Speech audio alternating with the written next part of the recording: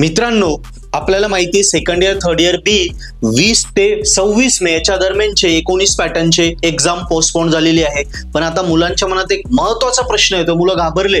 त्यांचं म्हणणं आहे सर मग 26 मे पर्यंत ठीक आहे, 27 मे ते 31 मे याच्या दरम्यान आमचे साधारणतः 2 किंवा 3 पेपर होते, त्यांचं काय? ते तर पोस्टपोन नाही झालेलं, त्यांचा टाइम तर नाही बदलला ना. आणि त्याच्यानंतर हे तर झाले बॅकलॉग, त्याच्यानंतर रेग्युलरचे पेपर होणार होते, म्हणजे साधारणतः 1 ते 12 जूनच्या दरम्यान रेग्युलरचे पेपर होणार होते. सो त्यांचं काय? त्यांचा टाइम, वेळ आणि दिनांक त्यांचाही बदललाय का? सो मित्रांनो, मला तुम्हाला क्लिअर करून द्यायचंय, कुठलंही टेन्शन घेऊ नका.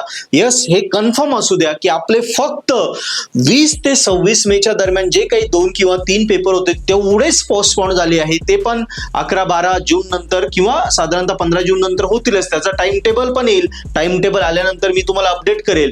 पण 27 मे पासून 31 मे पर्यंत जे 2 किंवा 3 बॅकलॉगचे पेपर असतील आणि 1 ते 12 जूनच्या दरम्यान जे रेग्युलरचे पेपर आहे, हे सगळे त्याच वेळी, त्याच दिलेल्या दिवशी, दिलेल्या तारखेला, दिलेल्या वेळेस होणार आहेत.